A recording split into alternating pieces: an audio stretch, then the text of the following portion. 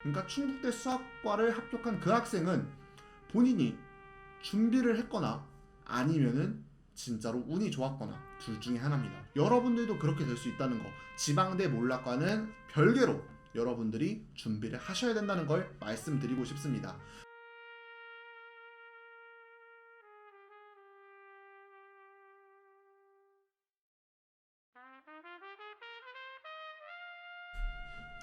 안녕하세요. 여러분들의 입시를 책임져주는 홍원입니다. 오랜만에 인사를 드리게 되었습니다. 그동안 취업도 하고 이사도 하고 하면서 많은 일들이 있어서 찾아뵙지 못해서 미리 좀 죄송하다는 말씀을 드리고 싶습니다. 이렇게 인사를 드리려고 준비하면서 어떤 이야기로 인사를 드리는 게 좋을지 진짜 고민을 많이 했어요. 그러다 보니까 최근에 이런 이슈가 있었거든요. 충북대 수학과 수능 수학 8등급짜리가 합격했다. 그와 동시에 따라붙는 게 지방대 몰락입니다. 이 사태를 좀 다뤄드려야겠다고 생각이 들었어요. 그래서 여러분들 앞에 이렇게 서게 되었습니다. 먼저 이 주제를 말하기 앞서서 알아두셔야 하는 정보, 아니 지식 하나가 있어요. 여러분들 정원내와 정원외가 뭔지 혹시 아시나요? 정원은 말 그대로 학과의 정원이에요. 대학에서 학과마다 이 정도 숫자의 학생은 무조건 뽑겠다, 이런 게 있는 거예요. 즉 데려가겠다는 거죠. 뭐 요 정도 개념만 이해하시면 좋을 것 같아요. 그럼 정원대, 정원외 대충 상상이 가시죠. 자, 그럼 정원외는 말 그대로 추가로 뽑는 거죠. 정원내는 정말 뽑아야 되는 인원이에요. 우리가 입시에서 이런 게 어떤 경우에 뽑는지 한번 알아볼게요.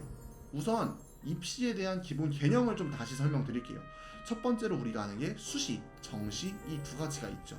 수시에서 정원대, 정원외는 과연 어떻게 모집할까요?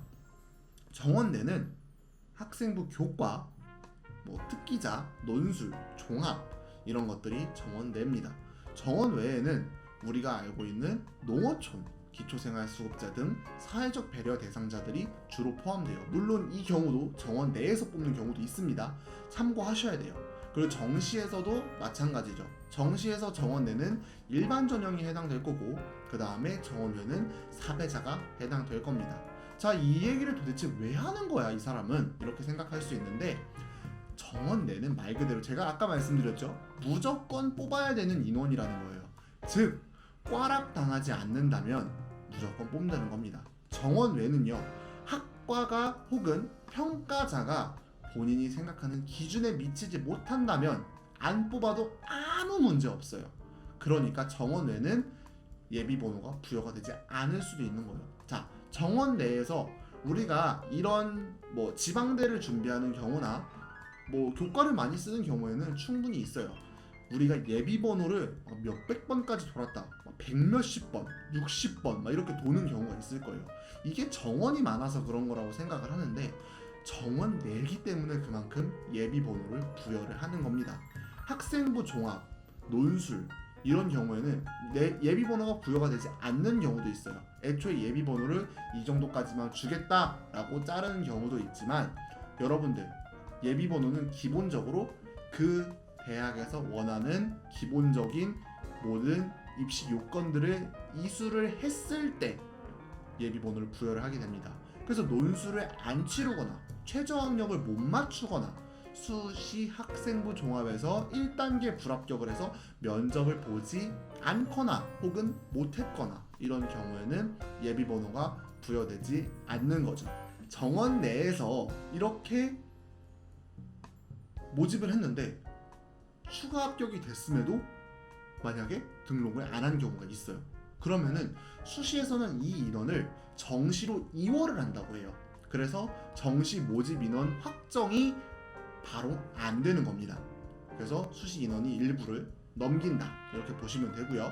그러면 생각해 봤을 때 정시에서 만약에 정원을 못 채웠어. 그러면 어디서 뽑을까요?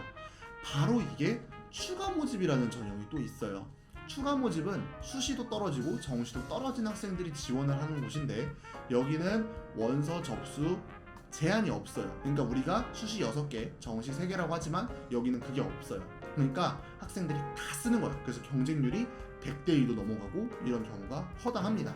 자, 이제 좀 감이 오시나요? 그러면 정시에서 이렇게 넘어가는 인원들, 즉 여기가 말 그대로 구멍이 났다는 거예요. 그러니까 충북대 수학과를 합격한 그 학생은 본인이 준비를 했거나 아니면은 진짜로 운이 좋았거나 둘 중에 하나입니다.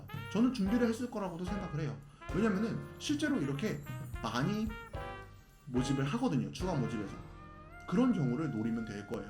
자, 그럼 수시에는 이런 일이 없냐? 아, 당연히 있죠. 제가 그런 것도 노리거든요. 여러분들, 제가 작년에 실제로 합격시킨 학생 한 명 먼저 예시를 들게요.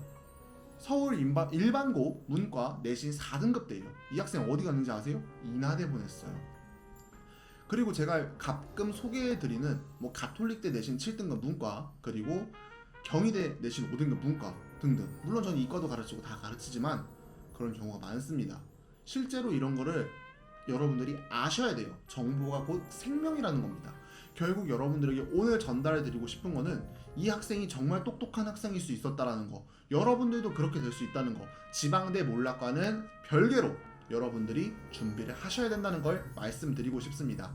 또 이와 다르게 얘기를 많이 드리고 싶은데 그럼 영상 길어지고 루즈해지고 또 제가 주저리 하니까 오늘 영상은 여기서 마칠게요. 또 이제 제가 하고 싶은 얘기 많이 찾아들고 올 테니까 좀 기다려주시고 많이 반응해 주셨으면 좋겠습니다.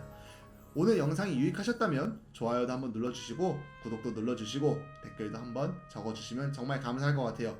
여러분들 궁금하신 거 있으면은 댓글로 달아주셔도 되고 메일로 주시면 제가 이제부터 진짜 열심히 볼게요. 약속합니다.